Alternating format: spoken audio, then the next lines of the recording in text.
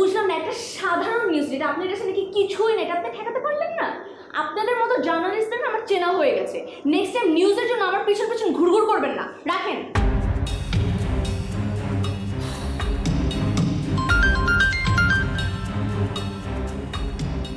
Hello.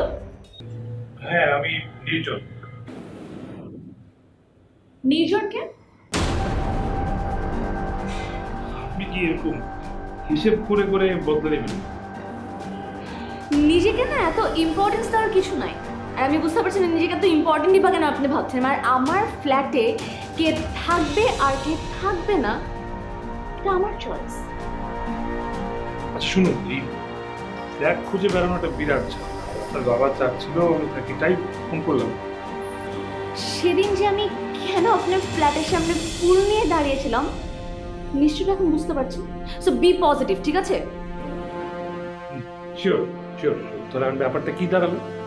ব্যাপারটা দাঁড়ালো হচ্ছে আপনি আমাকে রিকোয়েস্ট করতে পারেন। আপনার ইনাফ রিকোয়েস্টে যদি আমি কনভিন্স হয়ে যাই then I will think about it. আচ্ছা, সো মিস নিশিতা, আমি কি আপনার বাসায় থাকতে পারি? কারণ আমার অনেক কষ্ট হয় বাসাটা বুঝতে। Please please.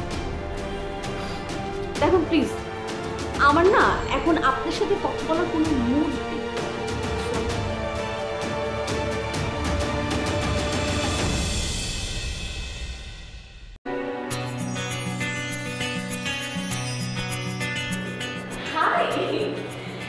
মানে ফুল হাতে আপনি আমার ড্রয়িং রুমে একটা ফ্ল্যাটের জন্য এত কৃতজ্ঞতা।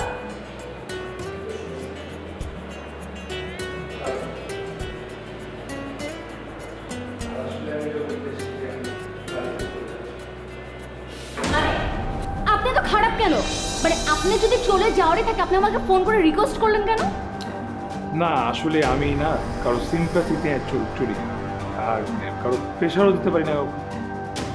আপনি আমাকে কি শেখাতে চাচ্ছেন? হ্যাঁ, মানে আমি সিম্প্যাথাইজড হয়ে আমার কাস্টিং ছেড়ে দিব আর আমি কোশ্চেনও করতে পারবো না? আপনি আবার না পার্সোনাল প্রফেশনাল গুলিয়ে দিচ্ছেন। আপনি ওখানে কি করবেন সেটা আমি বলার কি? দেখেন, আমার সাথে ইগো দেখাতে আসবে না, ঠিক আছে? আমি যদি রেগে যাই না ভয়ঙ্কর হয়ে যাবো। এখানে ইগো করতে থেকে আসবে? আমার ফ্ল্যাট আমি ছাড়তে পারবো না। না, আপনি পারবেন না। আপনাকে এই ফ্ল্যাটেই থাকতে হবে। ওয়েট, বাবা